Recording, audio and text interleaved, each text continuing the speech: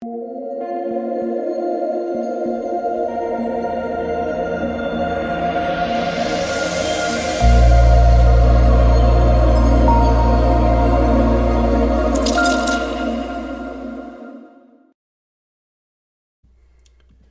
what is going on, guys? It's DK. Back at you with another video here. It's breaking the 9-game NBA main slate on Monday.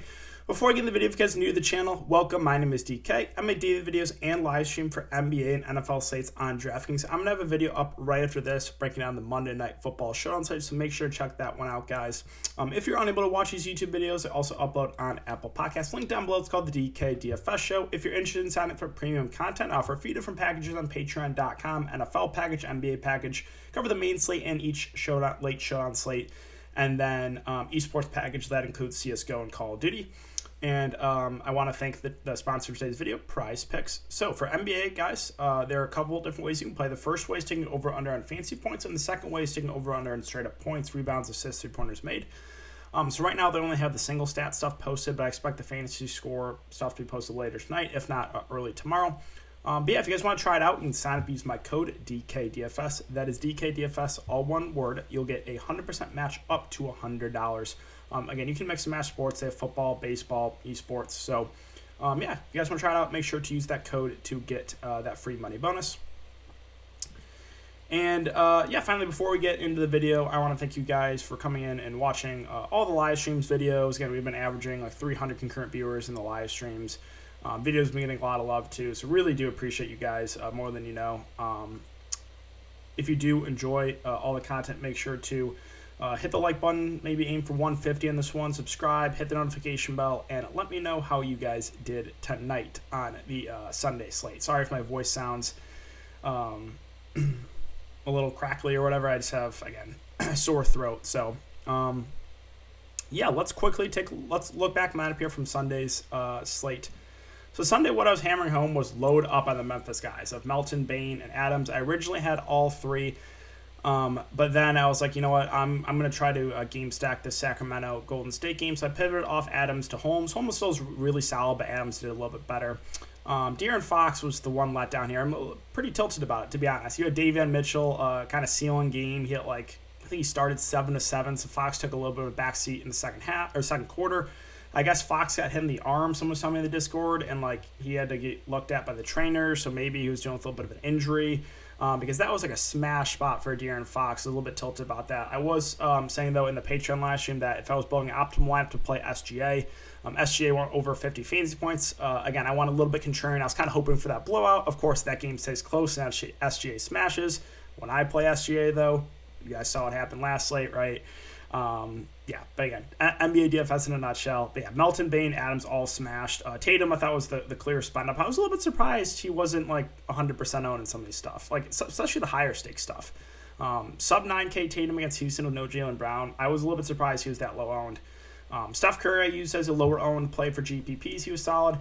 I rolled the dice on Otto Porter, hoping he would get more minutes with Iguodala out. He did, but if you want the other way, if you want Bielitsa, well, you got screwed because Steve Kerr didn't play him in the second half. And I knew Steve Kerr did something dumb. He played Gary Payton big minutes. I was in the live stream, I'm pre-tilting Steve Kerr in this rotation because you would think all his Iguodala minutes would go to Porter and Bielitsa.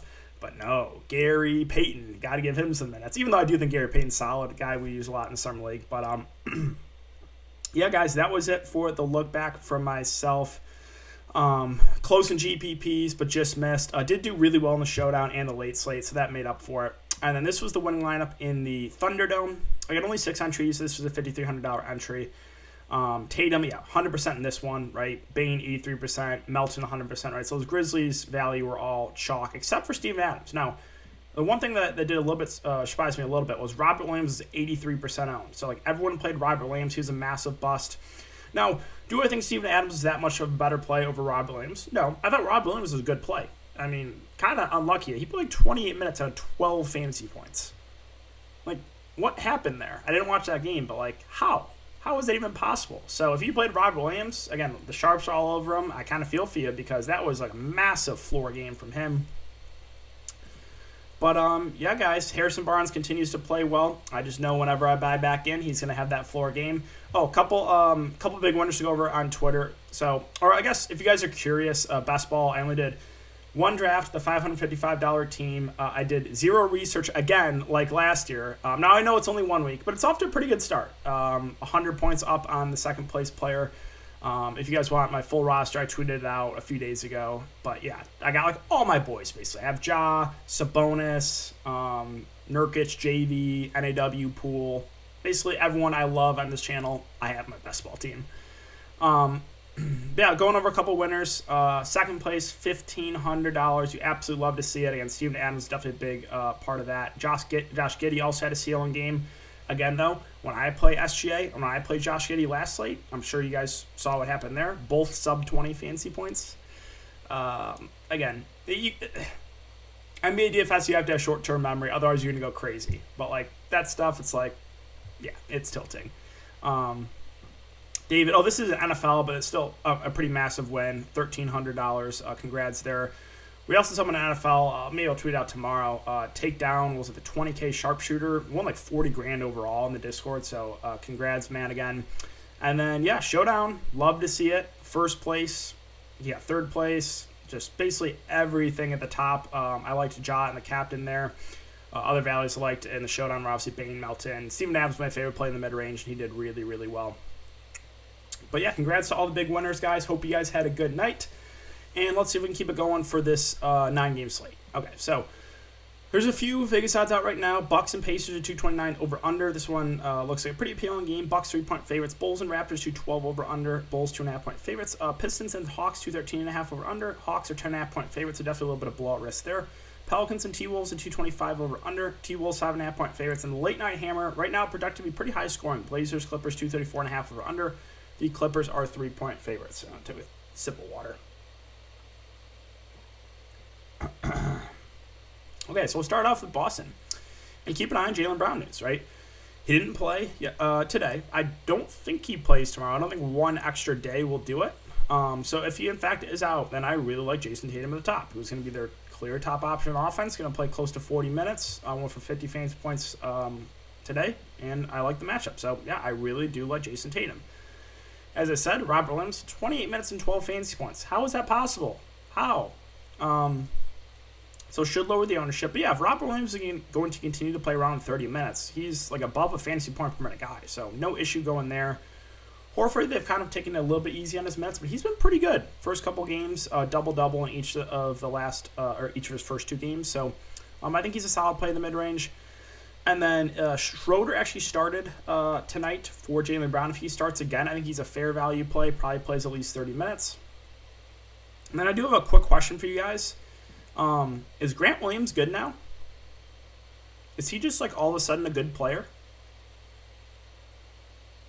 Because if you played NBA DFS the last couple of years, you know how awful Grant Williams is. But like any Boston fans, let me know. Like I haven't really watched any Boston games, but like what's going on here? Why is Grant Williams all of a sudden good? All right, let's talk about Charlotte. So we'll start with LaMelo Ball at 7.8K. Rozier currently questionable. The issue here is just the minutes. I know there have been a couple blowouts, but like even in that competitive game against Cleveland, only 29 minutes. So I think he's definitely viable for tournaments, but probably not a cash game play for me. Now, Miles Bridges had a really hot start to the year, 36, 46, and 53 fantasy points. He's doing good, rebounding the ball, 8, 7, and 9 rebounds. Matchup is decent here against Boston, not the best, but not the worst. I just don't think he continues to play like this, but like the price really hasn't moved. So I'm kind of indifferent on Miles Bridges. I do think the ownership's going to be up on him. I don't think he's going to continue to average like 45 fantasy points, kind of like I said with Harrison Barnes. But, hey, you can't deny what Miles Bridges has been doing so far. Hayward at 6'9", playing a little more minutes, 35, 35, 33. Fair option. Revenge game narrative for him. Let's see. Again, keep an eye on Rozier news, but even if he plays, I'm probably not going to go there. Again, another revenge game. I don't think we're going to need to go there, but I will mention Ish Smith.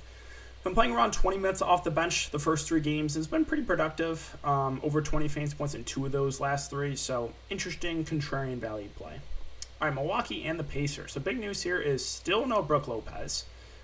He is out. And then Jrue Holiday is not expected to play. Doubtful. So once again, we're going to have a thin Milwaukee team. I can't wait to deal with this headache. But yeah, starting with Giannis Antetokounmpo. So, last game I used him. Massive foul trouble. Well, if Giannis stays out of foul trouble without Jrue Holiday in this type of match against the Pacers, he should absolutely smash. Probably plays about 35 minutes if the game stays close. So, really like Giannis. I think Middleton's solid too. He's going to be their clear number 2 option. So, like both the main guys there for the Bucks. And then the rest of these value guys are definitely viable. So, Connaughton, Allen, Nwora, George Hill probably starts for Jrue Holiday. Again, I don't think George Hill's that great of a player, but if he's going to start, he'll probably play 25 to 30 minutes, and at 3.5K, that seems like a good value. Again, Allen, Connaughton also probably play around 30 minutes if the game stays close. Nwora probably pushes for mid-20s minutes off the bench, so I like a lot of value here for Milwaukee. The end of the bench guys, I'm probably not going to go to, like Robinson. I'm not convinced Sandro gets a ton of minutes just because, again, his lack of skills in the defensive end. But, yeah, I'm pretty high in Milwaukee. But knowing my luck, it'll go like 2 games ago where they just got killed by like 50 points. And then you had all these like end of the bench guys getting all the minutes. And that was frustrating to say the least. But let's move on to the Pacers. So Sabonis, 9.9K has been phenomenal so far this year. Now, Vladimir Williams has gone to overtime, but even taking away those 5 minutes, that's 39, 38, and 38 minutes. So he's playing a ton of minutes. The Pacers are running pretty tight rotation, 8 to 9 man rotation. Match up against the Bucks while they're without Brook Lopez. So Giannis probably plays the 5. I'm fine going to Sabonis. Like, I don't know who Milwaukee's going to throw on him. Do they throw Giannis on him? Do they throw maybe Thanasis Antetokounmpo on him? But yeah, either way, I think Sabonis is a decent contrarian spend up. Brogdon revenge game narrative also, again, playing massive minutes. He's going to have the ball in his hands a ton, 11, 8, 4 assists. He shot awful last game and still for 45 fantasy points. So the 2 main stars here for the Pacers, I think, are decent options. I'm probably going to pass on Turner. He had that one just random 40-point game just out of nowhere. Duarte seems priced about right. He's going to play the off guard, probably play mid-30s minutes. Fine option, but like not like a smash play like he was last slate. And then that's probably it. Like, guys like Craig, Lamb, Justin Holiday, Brissett are all kind of eating into each other's minutes. So I don't know if I'm going to go to any of those secondary plays on the Pacers. Let's talk about Detroit. So no one's super expensive in Detroit. I think my favorite option would be Saddiq Bey. Probably plays mid-30s minutes if the game stays close. He's been playing well. Almost a double-double first couple games and been rebounding the ball pretty well. So no issue going there. Jeremy Grant, fine too, but probably would lean to Saddiq Bey if I had to pick. But other than that, this Pistons team is just like kind of spreading out the minutes. Killian Hayes has been god-awful to start the year. Still no Cade Cunningham. Frank Jackson has been playing big minutes, or somewhat big minutes, and has really not looked good. I just have a hard time really getting to anyone else on this Detroit team. Moving on to the Hawks. So again, I will mention there is some blowout risk here, but if the game stays competitive, I think Trae Young has a lot of upside. 40 fantasy points the first couple games so far of the season, so like Trae there for tournaments. Capella, they're still kind of limiting his minutes, so unless we hear he's no longer in a minutes limit, I'm going to pass there. John Collins got in severe foul trouble last game, lost some minutes. If the game stays close, he probably plays, 30 to 35 minutes, so I think he's a fair play in the mid-range. That's probably it for me. Cam Reddish has been playing solid off the bench, but the price has come up on him to 4.7K. Let's move on to Washington and Brooklyn. So the key piece of news here is Bradley Beal. He's currently questionable. He did practice in a limited capacity and is expected to play. So if that is the case, Bradley Beal, always in play for tournaments. I don't know if I go to him in cash games at 9.2K. Now the issue here is the secondary options like Dinwiddie, Kuzma both got priced up from their big games when Beal's out last game, so their prices don't really stand out to me. Harrell versus Gafford, they're going to split the center minutes. Again, Gafford is prone to foul trouble. He got in foul trouble last game and only played 18 minutes. So Harrell's played a little bit more off the bench. He's only 5.4K. It's a solid match here against Brooklyn, so both Washington centers are in play. I'll say Harrell probably a little bit of the safer option. And then, no, I'm not chasing Raul Neto. I know he's played well off the bench. Let's stop giving Raul Neto so many minutes. Just stop it. And yeah, that is it for Washington. Moving on to Brooklyn. So, Kevin Durant has been the much better of the 2 stars here to start the season. 58, 73, 50 fantasy points, been rebounding the ball well, been doing good with the peripherals. I love the matchup for KD, so I think he's a very safe play. Now, you would think Harden's going to bounce back, right? He's had subpar start to the year, 48, 43, 36 fantasy points, but you're getting him at a pretty nice price point plus the matchup. So I like both Brooklyn Stars. This will kind of come down to ownership. If Kevin Durant's getting a lot more ownership, then that's, or if I think he's going to get more ownership, then that's where I'll lean to maybe going to Harden. The rest of the secondary plays here for Brooklyn, no one really stands out. I know Mills has played relatively well off the bench. He should get around 30 minutes, but I don't know if it's necessary on the slate.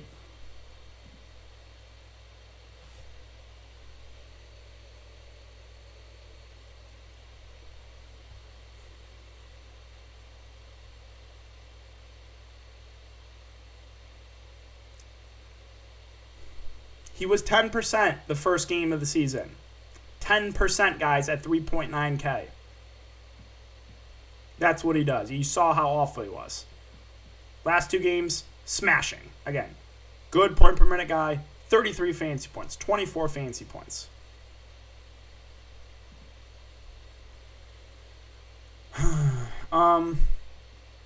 But yeah, I don't know if I'm going to get to anyone else. CLAXTON, if he starts again, I think is viable at 3.6. But like, they're really kind of mixing in a lot of these bigs. Again, Aldridge probably does have the most upside if he's going to play around 20 minutes. So if you want to go there, I don't hate it. But yeah, that's really it for Brooklyn. Let's move on to Orlando. So Orlando surprisingly got the W tonight over the Knicks. And Cole Anthony, what was this game? What? Excuse me? This is just like Miles Turner game, just completely out of nowhere. 60, almost 70 fantasy points for Cole Anthony in an awful matchup against the Knicks. Excuse me? 29, 16 rebounds for a guard. 16 and 8 assists. The answer is no. I'm not chasing the Cole Anthony game. Good for him. You know, I like Cole Anthony as a player, but I am not chasing that game. Now, the 2 bigs I do like, Mbamba and Carter Jr. The only issue I'll say with Mo Bamba is he's prone to foul trouble. He's going to go up against Bam Adebayo, which is not necessarily the best matchup, so there is some risk. But if he can stay out of foul trouble, he's played 34 minutes the last couple of games. And then Carter Jr. also playing some solid minutes, 30 and 31 minutes. So both these bigs for the Magic, even in a tough spot, I think are fine contrarian plays. Jalen Suggs has really been up and down. 13, then 37, then 17. It's kind of like, if he's playing well, he's going to handle the ball a lot more. If he's not, he's going to defer to like Cole Anthony and RJ Hampton. So like, more just a GPP play. And then I'll mention FRANZ Wagner because the Mets. He's really not the best point per minute guy, but 32, 34, 39 minutes. And that game was not in overtime. 39 minutes. So if you're going to get about 40 minutes from FRANZ Wagner, then sure, I'm fine with it. Again, though, like I said, he's really not producing at that well of, he's not producing great point per minute. Moving on to Miami. So the big news here is Kyle Lowry. If Kyle Lowry is out, that's a little bit of a usage bump to guys like Jimmy Butler and Bam Adebayo in the starting lineup. And then you have Tyler Hero, and my bet to win 6th man of the year. Looking decent right now. 43 and 44 fantasy points first couple games of the season. He's shooting confidently. If Lowry's out, he's going to play big minutes. Right? The game went to overtime, but he played 36 minutes in regulation without Lowry. So, yeah, sign me up for some Tyler Hero if there's no Kyle Lowry. Even if there is Lowry, I think he's a fine GBP play. Other than that, again, Gabe Vincent's going to start at the point guard position, but I don't know if it'll be necessary. He is 3.1K, so I guess it's playable. Are moving on to Chicago. So, no surprise the day after the game turns into a blowout and Vucevic lets me down, well, he smashes the next game. 54 fantasy points. Same thing with JV, who absolutely smashed the next game. Knew it would happen. It would happen. But yeah, Vuce in this matchup against Toronto, Achua's been solid for them, but Vucevic, he should just be able to feast here. And Chicago, Billy Donovan, he is playing their guys big minutes. I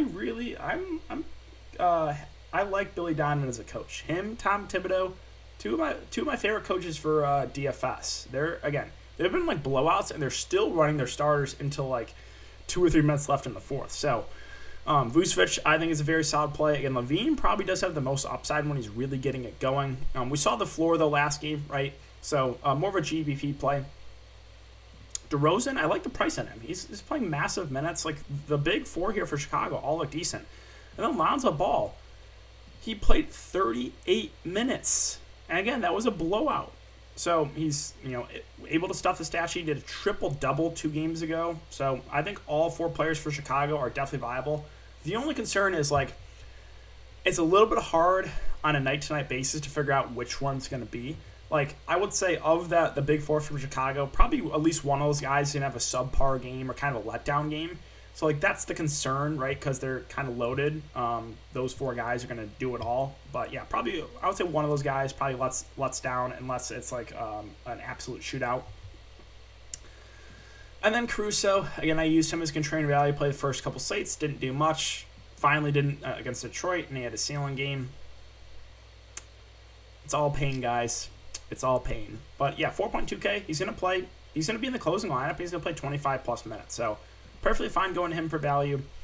Probably not going to get to anyone else. I know Patrick Williams is a solid defender, but, like, he's really kind of just standing in the corner on offense. All right, Toronto. So, prices come up a little bit on some of these guys. Fred VanVleet at 7.6K. Playing massive minutes. 35, 37, 39 minutes. I think a fine option, doesn't really stand out. OG finally had a good shooting game. 3 of 17, 4 of 18. Finally shot better last game. Decent option. Scotty Barnes, the price did come up on him, but he should, if he stays out of foul trouble, keyword if, because he's always in foul trouble, he'll probably play around 35 minutes. So, still fine with it, but again, he's not like a smash play like he was in previous slates. And then a guy I'm still pretty high in, Precious Achiuwa, 4.5K, 33 minutes. And the reason I was so tilted first slate of the year was he was like 15% ownership, and Faders got bailed out because of massive foul trouble. Next 2 games, 25 in a massive blowout, and 33 in a competitive game. 33 minutes for Precious Achiuwa. So, if he stays out of foul trouble, again, there's no real concern for me for Boucher or Ken Birch taking his minutes. He's played well. He's earned his role as the starting center for this team. So, if Precious Achiuwa stays out of foul trouble and plays 30 minutes, I think he's a good value. And then I'm not messing with Gary Trent. Dragic, like, minutes went way down. Kind of a surprise. Again, Gary Trent, one of those games, it's just not a player for me. I just don't like playing score-independent guys. All right, a few games left. Pelicans. So, as I said, Jonas Valanciunas played him at low ownership, and the next game he absolutely smashes. But we'll start with Brandon Ingram. So, 8.3K. I think it's too cheap.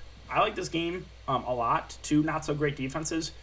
And Ingram, he is playing massive minutes. 37, 34 in a blowout, and then 40 in a competitive game. 40 minutes for Brandon Ingram. So I think he makes a really solid play in the mid-range. I do like JV if he can stay out of foul trouble. Now, my one concern here is he's going up against Karl Anthony Towns. So there definitely is some foul trouble concerns here for JV. But if he stays out of foul trouble, he's playing massive minutes. He played 36 minutes last game, Jonas Valanciunas. And then my boy, Nickeil Alexander-Walker, going to be one of the top options in offense. He had a terrible shooting game last game. 6 of 24, and he still went for 40 fantasy points. So, again, the big 3 there for the Pelicans. I think all 3 are decent plays. Devontae Graham is fine at 5'4". Should play around 30 minutes. I think that's a decent option. But other than that, there's not much I really trust. I'll mention Herbert Jones, because he started for Josh Hart last couple games, 29 minutes each of those 2 games. He's a good defender, and he's close to mid-price. So if he starts again, yeah, you can go there for value. I'm moving on to Minnesota. So Karl Anthony Towns fouled out last game in only 29 minutes. I think if he stays out of foul trouble, Cat probably plays about 35 minutes. I'm not super scared of Jonas Valanciunas as a defender. So I like Cat as a spend up. Ant-Man has looked really solid after a bad preseason. 40-plus fantasy points the first couple games for Ant. So decent tournament play. And then D'Lo had a really good first game and an awful game 2. So, the floor is relatively low with D'Angelo Russell, but the ceiling is there. And I think he plays around 30 minutes of the game, stays close. So, more of a GBP play for me. Pat Beverly played 22 minutes last game. I think he's a fine contrarian value play off the bench. Again, Naz Reid at 4.3K. Probably, if Cat stays out of foul trouble, probably only plays about 15 minutes, but he'll be productive when he's out there. So, Reid, Pat Beverly, I think, are at least worth looks in large field tournaments. Moving on to Cleveland. So keep an eye on Darius Garland. He is currently questionable. If he can't go, well, we have the Olympic GOAT, Ricky Rubio, looking great. 36, 44 fantasy points, stuff in the stat sheet, 10, 8 assists. He's really been playing well. So if there's no Garland, I'm signing me up for some Ricky Rubio. And then Evan Mobley. It's really just a minutes thing for him. Playing massive minutes, 38, 32, 35 minutes. The price is up there, but I'm still fine going to him. Besides that, like Sexton's price is down. I just hate playing him. He's so reliant on the scoring. Allen seems priced about right. I think Lauri Markkanen's a fair play in the mid-range. He's played over 30 minutes. But probably gets you around 25 to 30 fantasy points. So again, fair play. Kevin Love off the bench has been getting some decent minutes, but a little bit too pricey for me. I'm moving on to Denver. So Nikola Jokic is now priced up to 11K. But yeah, the upside is there with Jokic. So really like him in this spot. I'm not afraid of Jarrett Allen defensively or Kevin Love or whoever they try to throw on him. Jokic should be able to feast. MPJ at 6K does get a pretty big bump without Jamal Murray. Now, he had a really bad game last game, but the upside is like 40-plus fantasy points for MPJ. And then Will Barton at 5'7" has really played well first couple games. He's stuffing the stat sheet, 26-5, and then 12-7-6. 30-plus minutes in each of those games. He's still sub 6K, so I like Will Barton a decent amount there in the mid-range. I'm going to stay away from the guards, though, and the guys on the bench.